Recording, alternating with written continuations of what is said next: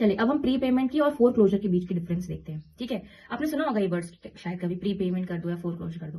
Pre payment मतलब कि अगर मान लीजिए आपने 5 लाख का लोन लिया है और आप हर मंथ उसकी 7,000 की ईएमआई दे रहे हो। ठीक है, तो आपने बीच में क्या किया, थोड़ा आपको कहीं से एक्स्ट्रा पैसा आया आपके पास, तो आपने 1 लाख रुपए उसमें डाल दिया।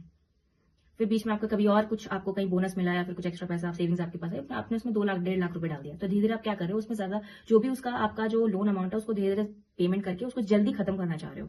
इसको हम प्री पेमेंट कहते हैं। ठीक है, प्री पेमेंट करने से क्या होता है, आप अपने फ्यूचर इंटरेस्ट को काइंड ऑफ कम कर रहे हो, क्योंकि जनरली आप फ्लोटिंग रेट में अगर आपने लोन लिया है तो फ्लोटिंग रेट आपका रिड्यूसिंग बैलेंस में लगता है। मतलब कि मान लीजिए आपने अगर 5 लाख का लोन लिया है और आपने अब उसकी पेमेंट कर दिया, अब वो 3 लाख बचा, तो 3 लाख पे आपका इंटरेस्ट रेट लगेगा, ना कि आपके आपके जो ओरिजिनल अमाउंट 5 लाख पे। ऐसा नहीं होता है, आपके रिड्यूसिंग बैलेंस में आपका इंटरेस्ट चार्ज होता है। तो अगर आपका बैलेंस रिड्यूसिंग है तो डेफिनेटली आपको इंटरेस्ट कम देना पड़ेगा। तो प्री पेमेंट अब इसलिए करते हैं कि हम इंटरेस्ट कम दें। ओके, इससे हमका इंटरेस्ट कम भी हो जाए तो जल्दी जल्दी आपको लोन भी क्लोज करके फिर you can just put off the loan. अब अगर हम बात करते हैं फोर क्लोजर की मतलब कि मान लीजिए आपका 5 लाख का लोन था, आपका 4 लाख अभी बचा है, तो आपको कहीं से 4 लाख रुपए मिल गया, आपने पूरा पूरा लोन ही क्लोज कर दिया, उसको 4 लाख रुपए दे दिया बैंक को, लोन ही आपका एग्रीमेंट ही कैंसिल हो गया, मतलब एग्रीमेंट ही क्लोज हो गया।